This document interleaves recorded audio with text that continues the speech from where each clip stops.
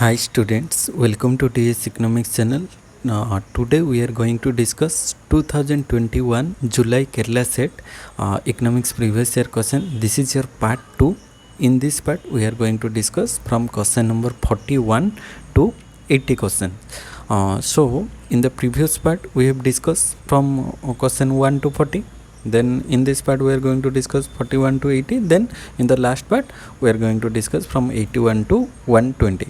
So those who come for the first time, please subscribe to this channel for more such updates, and those who do not watch the previous videos, you can watch in the playlist. I have given the link of the playlist in the description box, so you watch all the previous classes playlists there.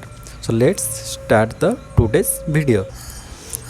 41 question number 41 is match the horizontal devolution criteria and weights of the 15th Finance Commission: population, forest ecology, tax and fiscal effort, demography, performance.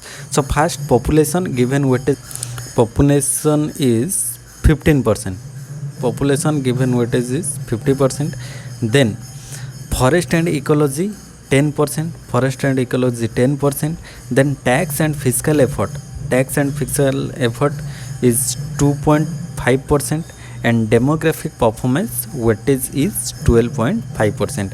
A3, B4, C1 and D2. Option A is right here according to 15th Finance Commission. Then question number 42. The fiscal deficit and revenue deficits in Kerala are dash and dash respectively as per 2020-21 budget estimate. So first, fiscal deficit is 2.99%. Fiscal deficit is 2.99%, and then revenue deficit. First, fiscal deficit is 2.99, revenue deficit was 1.55%. So option A is correct here. Then question number 43. Arrange the following in ascending order of their contribution to state owned tax revenue of Kerala during 2019-20. Land revenue, motor vehicle tax, stamps and registration fees, then state excise duty. First one is land revenue. From land revenue we have to arrange it in ascending order from smallest to largest. So first one is land revenue, smallest revenue from land. Then second one is state excise duties. First one is land revenue, then second one is state excise duty, then third one is stamps and registration fee, then fourth one is motor vehicle tax. So from land revenue, first tax collection is lowest, and from motor vehicle tax collection is highest. So first one 1, then 4, 1 for 3 2, 1 for 3 2 in the option C. Then question number 44. Match the rates announced by RBI on 7th April 2021, CRR, bank rate, repo rate and reverse repo rate. So CRR was cash reserve ratio 3%, cash reserve ratio 3%. Then bank rate was 3%, A3. Then bank rate was 4.25%, B1. Then repo rate was 4%. Repo rate was 4% in 2021. Then reverse repo rate was 3.25. CRR 3%, bank rate 4.25, repo rate 4%, then reverse repo rate 3.25%. So option A is right here. Then question number 45. The following are facts about the 15th Finance Commission except. So what are the facts about 15th Finance Commission? First one is the report is entitled Finance Commission in COVID times. Yes, it is entitled as Finance Commission in COVID times. Then chairman of the 15th Finance Commission is Dr. Y.V. Reddy. No. Now the 15th Finance Commission is N.K. Singh, Nandkishore Singh. So N.K. Singh is the present 15th Finance Commission 2021 to 26. Then the 15th Finance Commission submitted its report for the period 2021-22 to 25-26. So option A and option C are correct. Only option B is incorrect. So here the fact about the 15th Finance Commission except B. So here only B is the right option. Then 46, Adam Smith theory of economic development. Adam Smith theory of economic development concludes all the following facts except progressive state is endless. Yes, progressive state according to Adam Smith, this is not the correct statement according to Adam Smith, because Adam Smith believed that the progressive state of economic development characterized by growth and wealth accumulation eventually reaches a stationary state, not endless. It is eventually reaches a stationary state. So this stationary state happens with capital accumulation slows due to diminishing return from the scarcity of natural resources or other limiting factors. So thus the progressive state is not endless in his theory. So option 1 is incorrect. Then progressive state ultimately leads to a stationary state. This is right. Progressive state ultimately it leads to a stationary state. Then stationary states is dull and happens in a free market economy. Yes, this is also true according to Adam Smith. Then it is the scarcity of natural resources that finally stops growth. Yes, due to scarcity of natural resources, growth stops here. So option D is also right. Option B, C, D are all are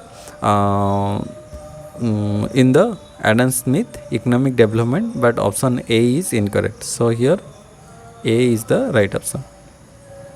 Then question number 47, Sahoo model shows that dash can bring equality between warranted growth rate and natural growth rate.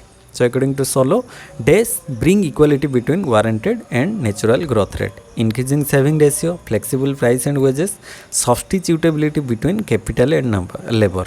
This is the right option. According to Sahoo model, it shows that the substitutability between capital and labor can bring equality between warranted growth rate and natural growth rate. So in Sahoo model, economic growth can be sustained and balanced through the substitutability between labor and capital.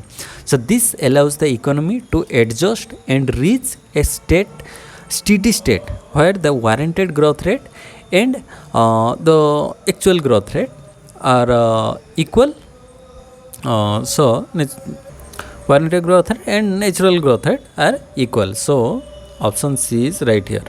Then question number 48, the rupee denominated bonds issued by Indian entity in the overseas market to raise funds are known as sovereign gold bonds, options masala bonds, preference shares. So it is called as masala bonds. So what is the meaning of masala bonds? Masala bonds are rupee denominated bonds issued by Indian entities in the overseas market to raise funds. So these bonds help Indian companies to raise capital from foreign investor while the currency risks remain with the investor since the bonds are denominated in Indian rupees, not foreign currencies. So Indian rupee is bond is called masala bond.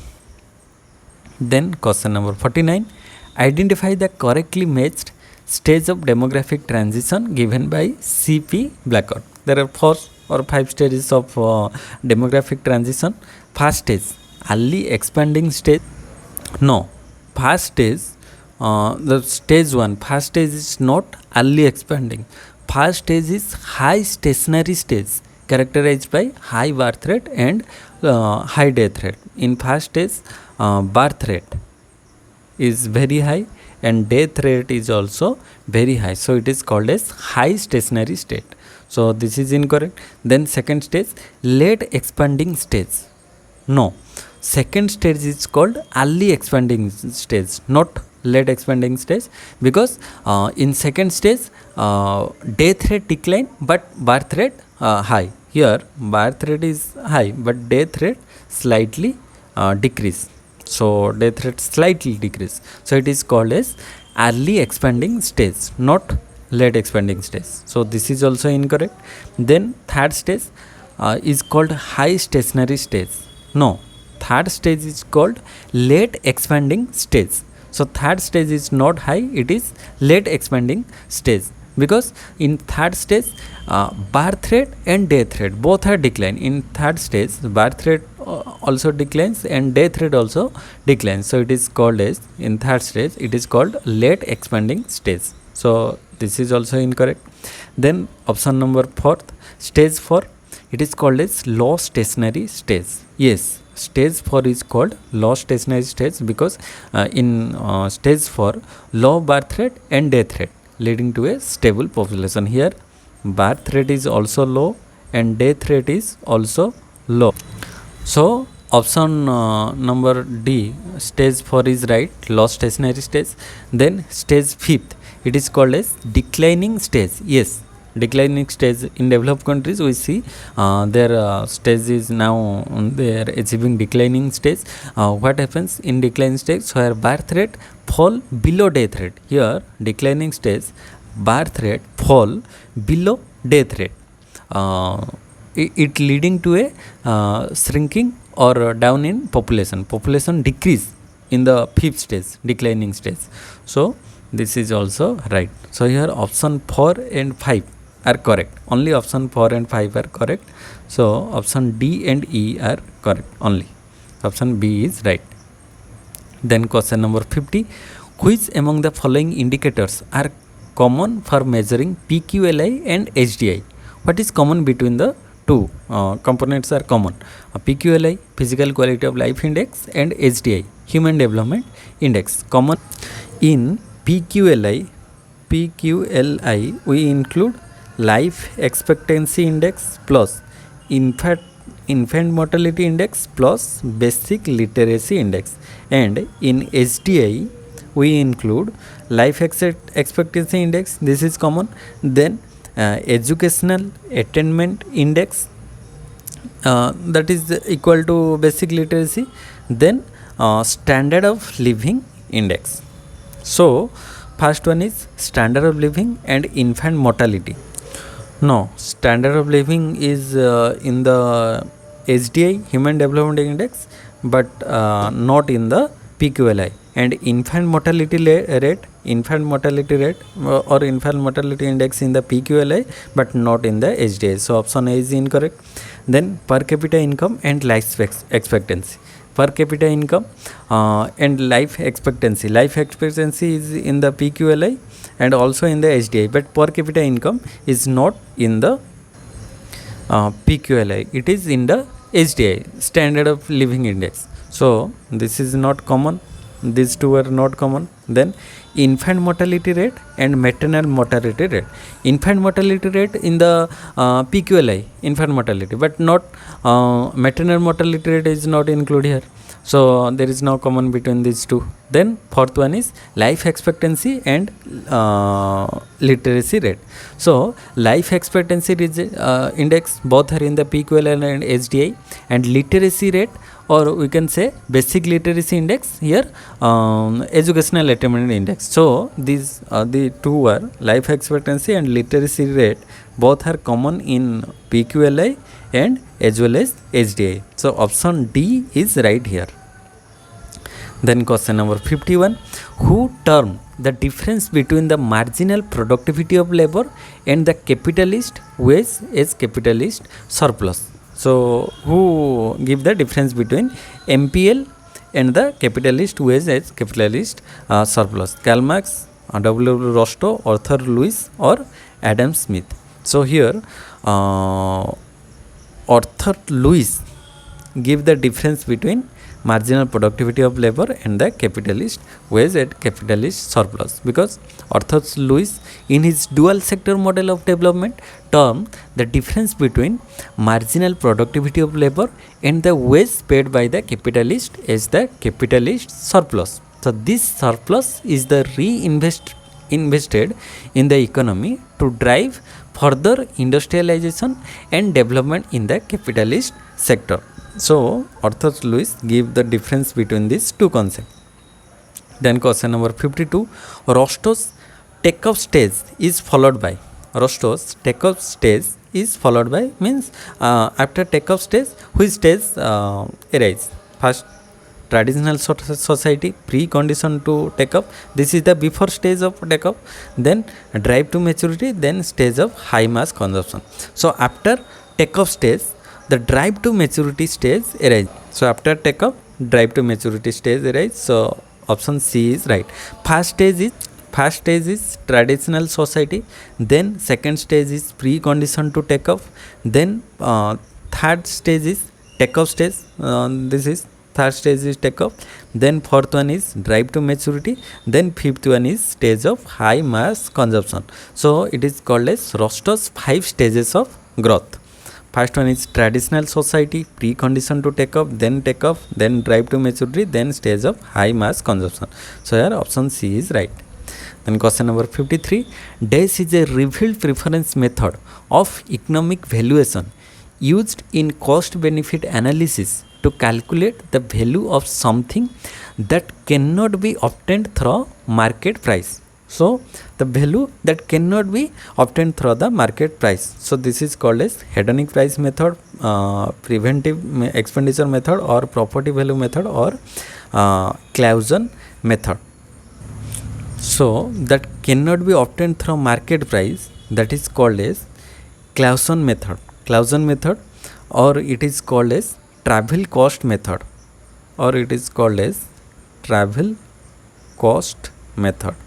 So Clausen method, or we can say it is called as travel cost method of economic valuation. So travel cost analysis or Clausen method is the revealed preference method of economic valuation used in cost benefit analysis to calculate the value of something that cannot be obtained through market price. Like we can take example of national parks, beaches, ecosystems. So these are cannot be obtained through market prices. So this is called as travel cost method. So or it is called as Clausen method. So option D is right here. Then question number 54, consider the statements related to solid waste management rules of 2016.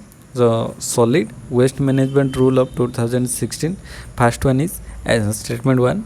It is replaced the municipal solid waste or management and handling rules of 2000.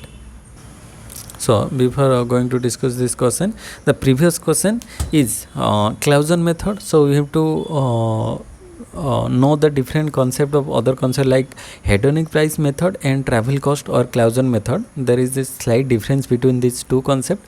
First, hedonic price means hedonic price method estimate the value of non-market goods like clean air, proximity to parks by observing how they affect market prices such as property values.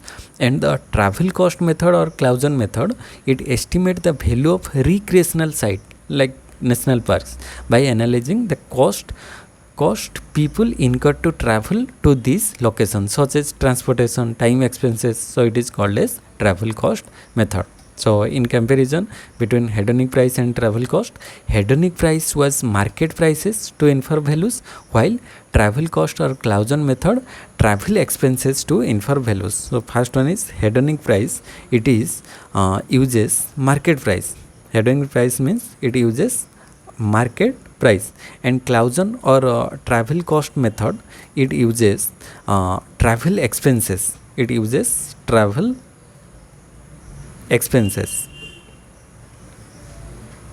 So this is the main difference between hedonic price and Clausen or travel cost method.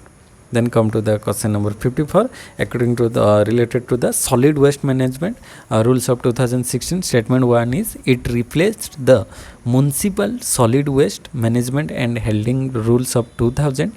Then the first statement, it is correct according to the 2016 SWM solid waste management, because the solid waste management rules 2016 did indeed replace the municipal solid waste that was formed in 2000. So it replaced the municipal solid waste, and the new name is solid waste management rules. Then statement 2 is it included the informal sector into the waste management process for the first time. This is also correct. Option statement 2 is also correct, because the solid waste management rules 2016 for the first time formally included the informal sector into the waste management process, like recognizing their role in recycling and waste collection. So here both of statement 1 and 2 are correct. So 1 and 2 both are correct. So option C is right here. Then question number 55. Arrange the following countries in the descending order of their HDI value based on UNDP, United Nations Development Program Report 2020. We have to arrange them in descending order of HDI. Descending means from highest to lowest order. First one is Sri Lanka. HDI ranking, first ranking is Sri Lanka. It got 0.78. So first one is Sri Lanka. Sri Lanka got 0.782 in 2020. Then India. India got 0.645%. Then Bangladesh. Bangladesh HDI rank is 0.632. Then Pakistan rank was 0.557. So rank first one is Sri Lanka 0.782, India 0.645, Bangladesh 0.632, and Pakistan 0.557. So the rank order is option number C is right here. Then question number 56. Identify the correct statement related to warranted growth rate. Natural growth, warranted growth, actual growth. So these are concept of Harrod-Domer model. So the correct statement related to warranted growth rate. First one is GW. Warranted growth rate is determined by capital output ratio and capital labor ratio. No, this is incorrect, because warranted growth rate is not determined by the capital output ratio and capital labor ratio. Instead, it is influenced by factors like saving, investment, and productivity. So option 1 is correct. Option A is incorrect. Then option B, GW represents full employment growth rate. So GW represent the full employment growth rate. It is correct. So it is the growth rate at which the economy can grow while maintaining full employment without any inflationary or deflationary pressures. So option B is correct here.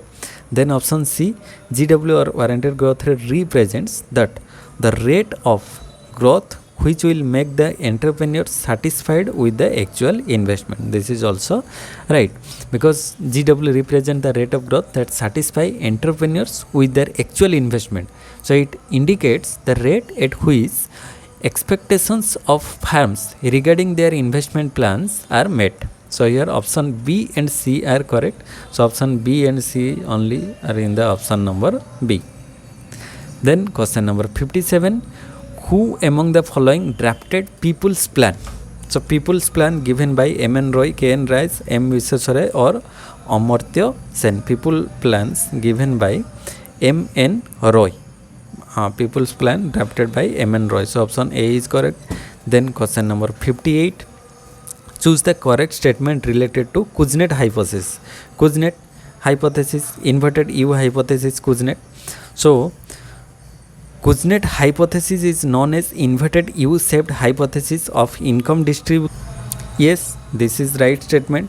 Then Kuznets considered data from India, Ceylon, Puerto Rico, UK and US. Yes, these countries Kuznets considered data from India and these countries. So option A and B both are correct according to the Kuznets hypothesis, inverted U hypothesis. So both A and B are correct. Then question number 59. According to Gunnar Myrdal, the main reason of regional inequality is the. So main reason for the regional inequality is strong backwards effect and weak spread effect in the underdeveloped countries. Yes, this is the right option. According to Gunnar Myrdal, the main reason of regional inequality between the states are strong backwards effect and the weak spread effect in the underdeveloped countries. So according to Gunnar Mitchell, regional inequalities arise primarily due to the strong backwards effect. Backwards effect means negative impact such as capital and labor moving away from underdeveloped regions, and weak spread effect. So spread effect means positive impact like the diffusion of economic growth and development from more prosperous regions. So in underdeveloped countries, backwards effect often overpower spread effects, leading to persistent regional disparity. It creates more inequality between the region. So option A is right here. Then question number 60, the report entitled Making Peace with Nature, a scientific blueprint of tackle the climate, biodiversity and pollution emergency, was released in 2021 by UNESCO, UNEP, ILO or NPCB. So this was released by UNEP. UNEP means United Nations Environment Program. It was released by United Nations Environment Program. So option B is right here. Then UNESCO full form means UNESCO means United Nations Educational, Scientific and Cultural Organization. Then ILO full form is International Labour Organization. Then NPCB means National Program for Control of Blindness. So these are the full form. So here right option is UNEP, United Nations Environment Program. Then question number 61, which among the following can be included in the capital account of balance of payment? Investment income, trade in services, foreign investment and loans and net transfer. So here foreign investment and loans are included in the capital account. So investment income, this is typically part of the current account. This is current account, balance of payment under the income section. Then trade in services, this is falls under the current account as it deals with export and import of services. So this is current account. Then foreign investment and loans, this is capital account. So this is capital account. These are part of the capital account in balance of payment. So the capital account records transaction involving foreign investment, loans, financial instruments. So this is called as foreign investment and loans are included in capital account. Then net transfer, this is usually included in the current account under the unilateral transfer such as remittances.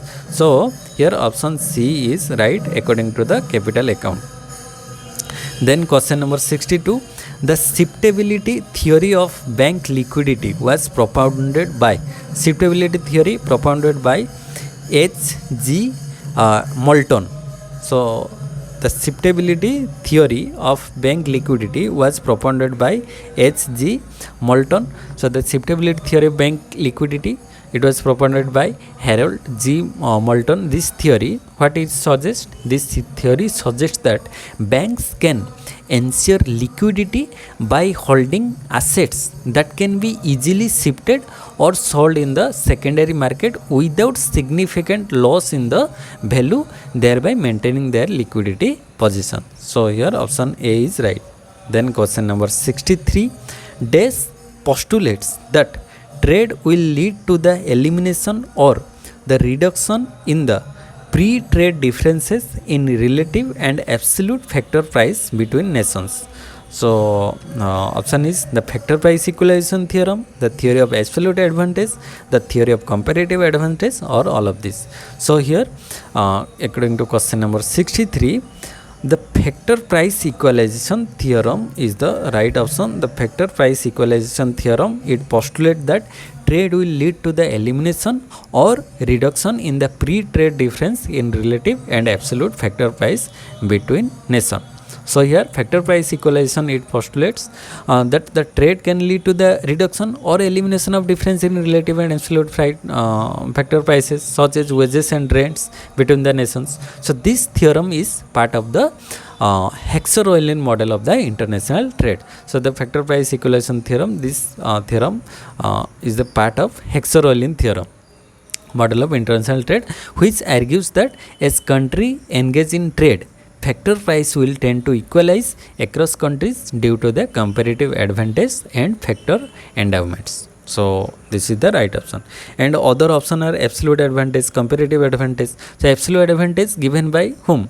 Absolute advantage Adam Smith, absolute advantage Adam Smith, comparative advantage David Ricardo. So absolute advantage, what says? It focuses on the country's ability to produce a good more efficiently than another country, but doesn't directly address factor price equalization. Then option number 3, comparative advantage given by David Ricardo.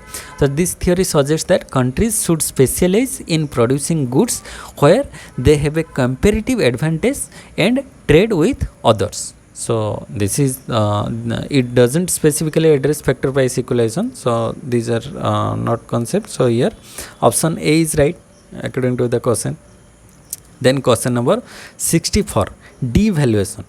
So devaluation means it raises the domestic price of imports and reduce the foreign price of export. Yes, in devaluation, it raised the domestic price of import and reduce the foreign price of export of a country, devaluing its currency in relation to the currency of another country. So here option A is the right option.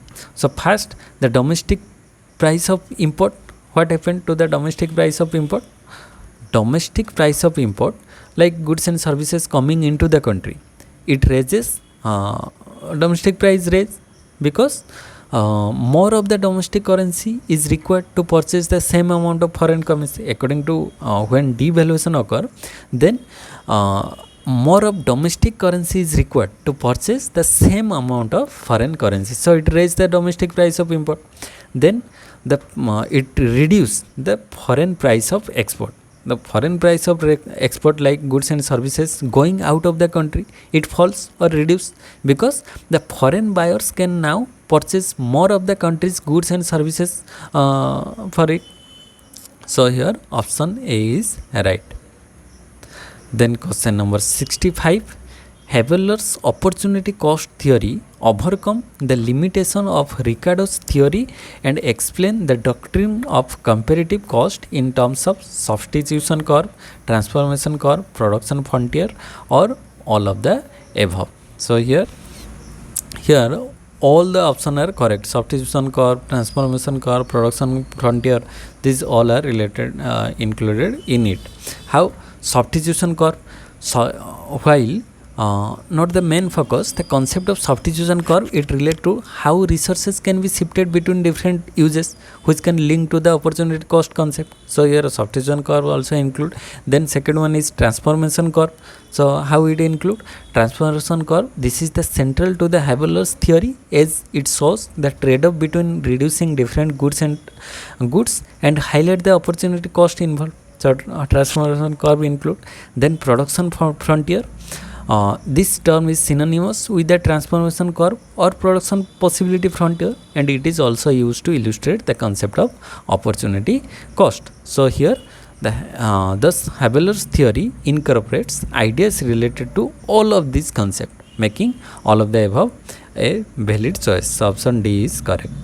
Then question number 66, choose the correct statements related to Asian Development Bank, ADB. What are the correct statement according to ADB, Asian Development Bank? So statement 1 is, first statement 1 is, Asian Development Bank was set up in 1966 with its headquarters at Manila. Yes, this is right. It was established in 1966 and headquarters is Manila, Philippines. So statement 1 is right. Then statement 2, memberships of Asian Development Bank is open only to members of the ECAFE. No, it is not only for the member countries. So statement 2 is incorrect. Then statement 3, Asian Development Bank provides 3 types of loans such as project loan, sector loans and program loans. Yes, It provide three types of loans: project loan, sector loan, and program loan. This is right. So option statement 1 and 3 are right here. So option B is right. Then question number 67. Adolf Wagner divided public expenditure into two categories, such as what are the two categories? Such as expenditure of internal security and welfare, or expenditure for internal and external security, and expenditure for production of the government services. Yes, this is the right option here. So Wagner divided the public expenditure into two categories. One is expenditure for internal and external security, and second one is expenditure for production of the government services. So here option B is right. Then question number 68. Choose the feature of public goods from the following: indivisible, divisible, non-rival, exclusion. So public good is indivisible. We cannot divide the public good, like public park. We cannot divide the public park onto private property. So it is indivisible. Then divisible is not right in case of public good. In private good we can divide divisible, but public good cannot divisible. Then non-rival, yes, we cannot exclude anyone, and by consuming the good for other is also rest. So here main two characteristics of public good are non-rival and non-exclusion. Non-rival and non-exclusion are two main characteristics of public good. Then exclusion principle is found in the private good. So option D is incorrect. So here option A, indivisible and non-rival, are correct. A and C in the option number A. 68, right option is A. Then question number 69. If the spot rate is higher than the forward rate, when spot rate is greater than forward rate, it is called depreciation, balance of payment surplus, forward premium, or forward discount. When spot rate is greater than forward rate, it is called forward discount. So option D is right. So when spot rate is higher than forward rate, it is indicate the currency is expected to depreciate in the future compared to the present. So in this situation, the forward rate is lower.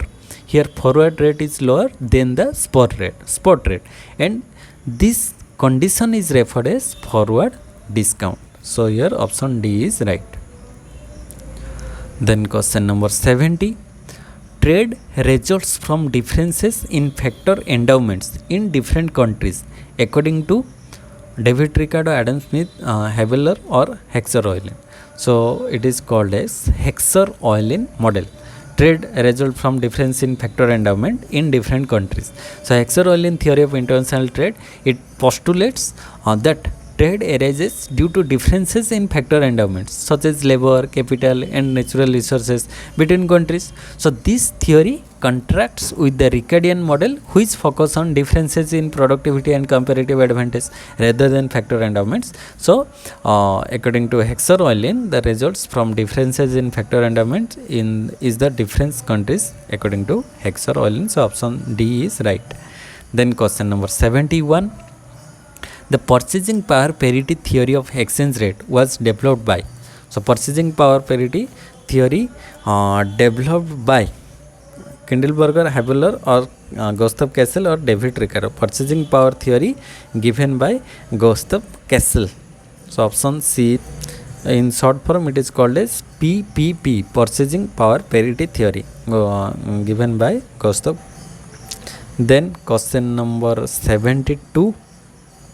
Yes, purchasing power parity, Gustav Cassel. So what it says, purchasing power parity, this theory suggests that in the long run, exchange rates should adjust to equalize the purchasing power of different currencies, meaning that the same basket of goods should cost the same in different countries when measured in a common currency. So it is called as purchasing power parity, given by Gustav Cassel. Then question number 72.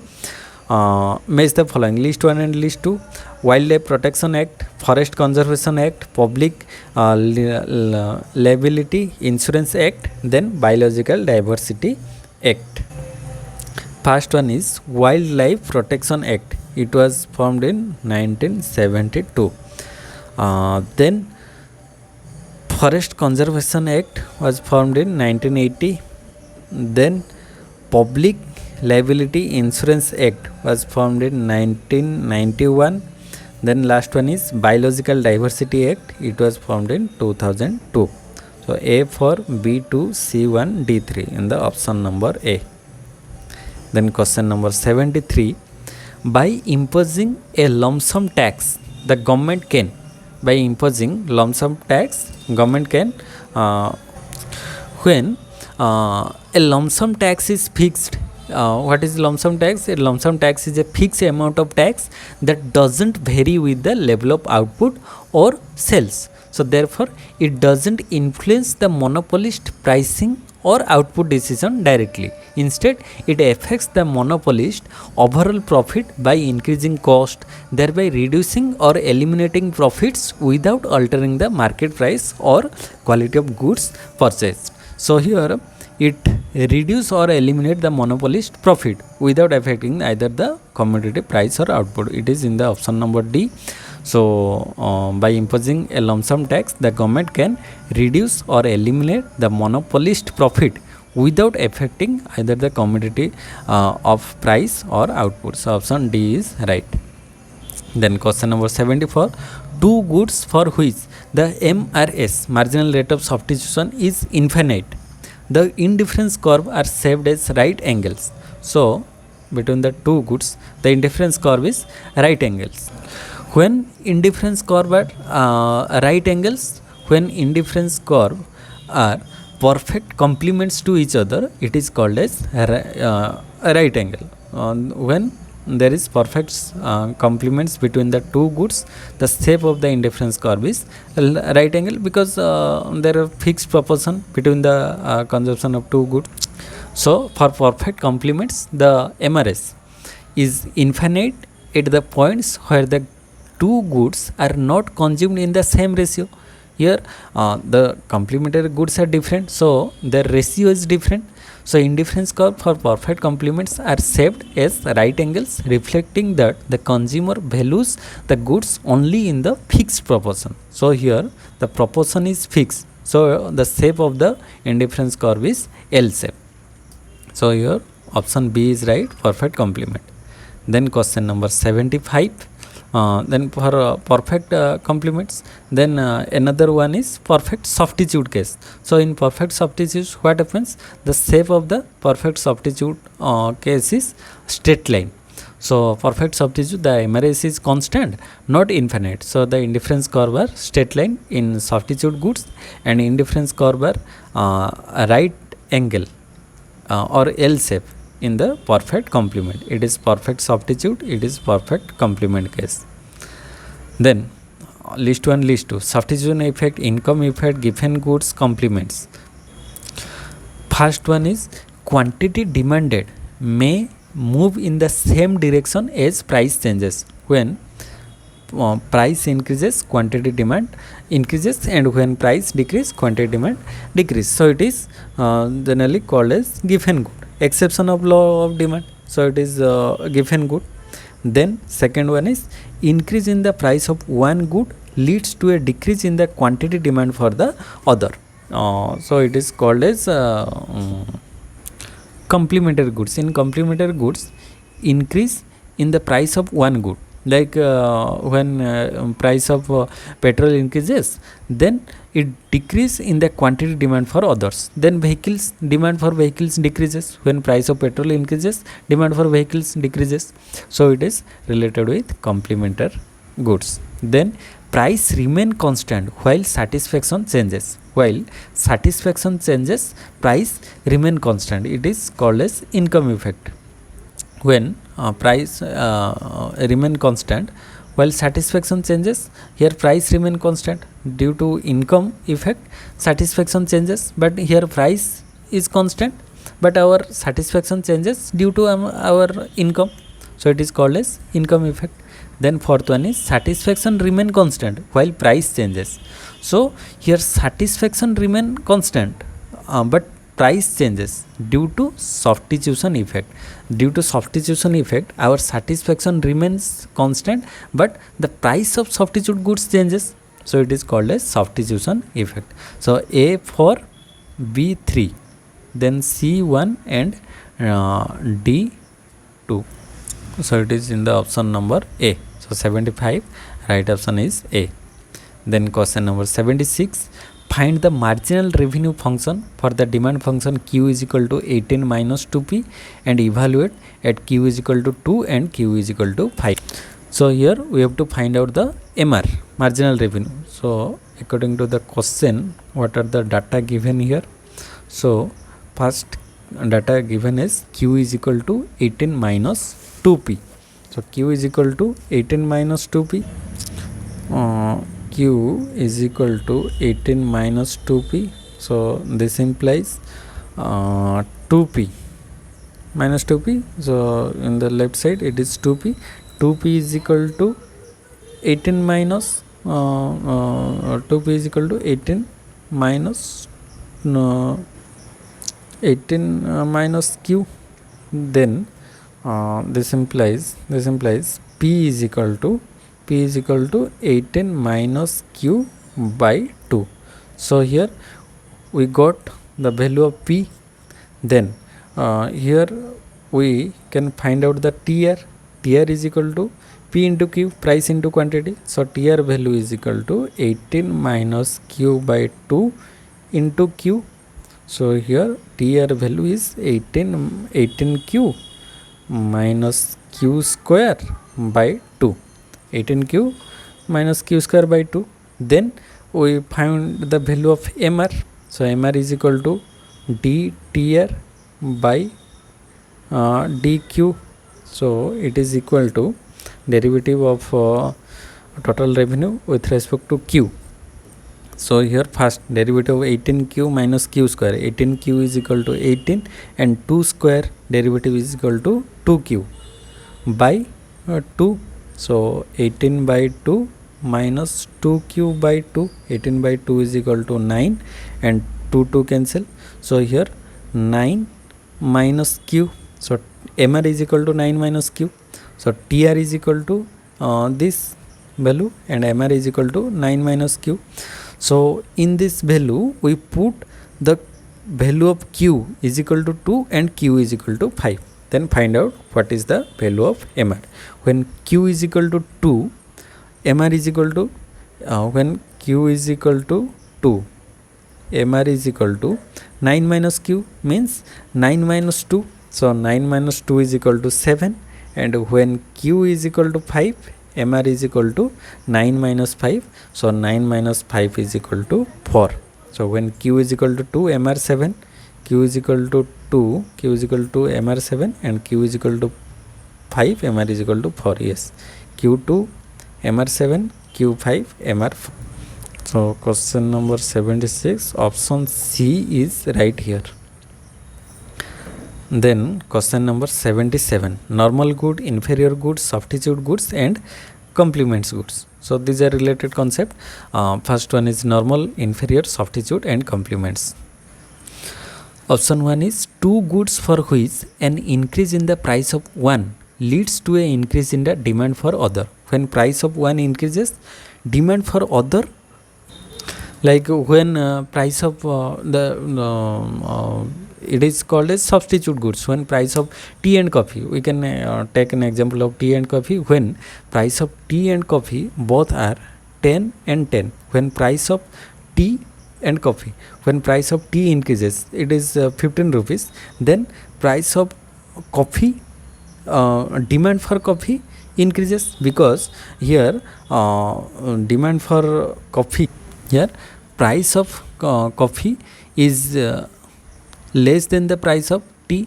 So here people's demand more coffee than tea. So two goods for which an increase in the price of one leads to an increase in the demand for other, it is called as substitute goods.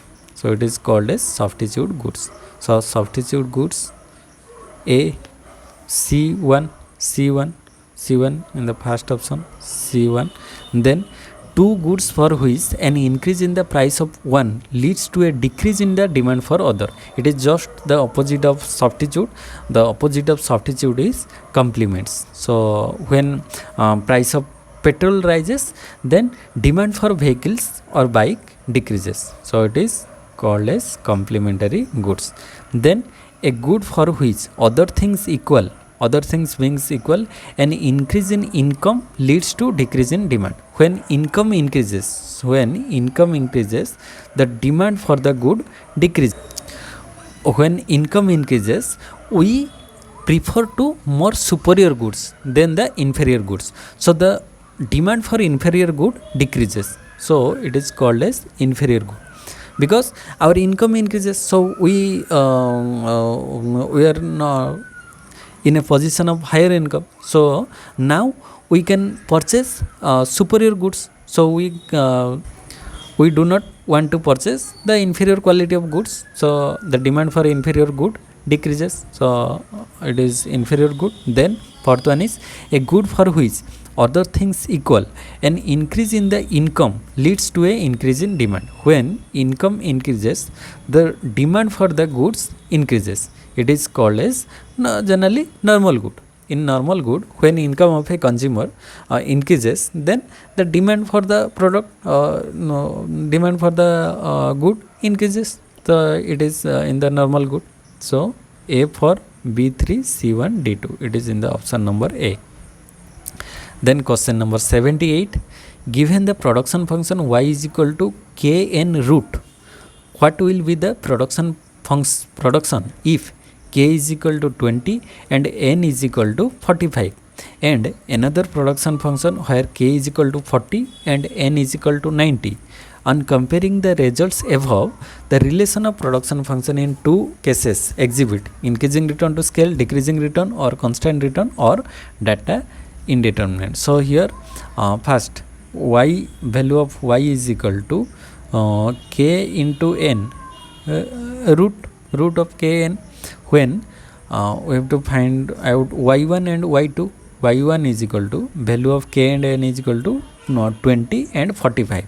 So k and n root, so 20 into 45 root is equal to 20 into 45 is equal to 900. Root over of 900 is equal to 30, and the value of y2 is equal to, that is 40 and 90. So 40 into 90, root over of 40 into 90 is equal to 3600. So 36 root over 3600 is equal to 60. So here first y1 value is equal to 30 and y2 value is equal to 60. So here by comparing the two, first k and n are both doubled. First value is 30, then second value is 60. So it double from first. So both inputs are double. To check return to scale, observe how production changes. So initial production 30, new production is equal to how? 60. So since doubling the input, k and n result in double the results, the production function exhibit constant return to scale.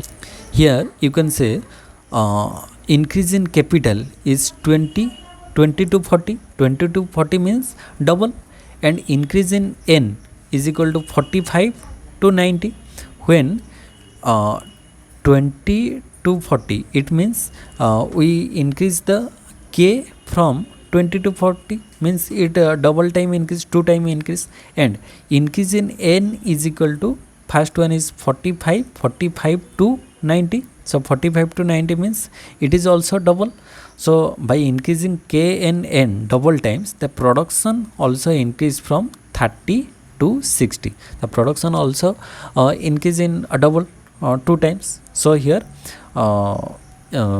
the relation of production in two cases exhibit constant return to scale, because here k and n increase 2 times, and the output also increase 2 times, 30 to 60. So it represent constant return to scale. Then question number 79, which of the following statements about monopolistic competition is correct? According to monopolistic, first one is, in a monopolistic market firms have some monopoly power. Yes, in monopolistic competition market, monopolistic market means what? It is the combination of monopoly and perfect competition market. So in monopolistic competition market, firms has some monopoly power, because in monopolistic competition firms have some degree of monopoly power due to product differentiation. So in his particular product he is the monopoly. Due to product differentiation, some monopoly power has in the monopolistic market. So option A is correct. Then option B, they have some flexibility to set their own prices. Yes, they have some flexibility to set their own prices because they sell differentiated product. So firms in monopolistic competition can set their prices to some extent because their products are not perfect substitutes. So they sell differentiated products. So they some flexibility is there for their own prices. Then option number C, the price is set with a markup on marginal cost. Yes, the price is set with a markup on marginal cost. Firms in the monopolistic competition often set prices above marginal cost. They said generally they set the price above marginal cost. So marginal cost, suppose marginal cost is 10, they set the price to 12 above the marginal cost. So reflecting that market power and the downward sloping demand curve they face. So here option C, option A, B, C all are correct. Then option D, firms are demand constant. Firms are demand constant. Yes, firms face a downward sloping demand curve. In monopolistic competition, AR and MR curve are downward sloping. So downward sloping demand curve and are constant by the demand for their differentiated products. So firms are demand constant. So all the concepts are correct according to monopolistic competition market. So A, B, C, D all are correct. Then today's last question, question number 80, dash arises when products of different qualities are sold at a single price. Different qualities product are sold at a single price because buyers and sellers are not sufficiently informed to determine the true quality at the time of purchase. So this arises in the asymmetric information, adverse selection, moral hazard, or none of the above. So it is, this situation arises in case of adverse selection. So in adverse selection it arises when buyers and sellers have asymmetric information. Asymmetric information has means they are not complete information about the product. So asymmetric information about the quality of the product, leading to a situation where products of varying qualities are sold at a single price. So low quality, high quality all are sold in a single price because they don't know the quality of the product. So because buyers and sellers are not fully informed about the true quality of the goods, so lower quality products may be sold at the same price as higher quality goods. So it is called as adverse selection. So this is all about for the today's session. I hope you gain some knowledge from this video. If you enjoy the video, please like and also comment in the comment section how you feel, and also share with your friends so that all are benefited from this video. If you come for the first time in this channel, please subscribe to this channel, and if you do not watch the previous videos of the playlist, please watch all the previous years playlist. I have given the playlist in the description box so that you can watch all the previous sessions. So in the next part we are going to discuss its part 3. So thank you all. Jai Jagannath.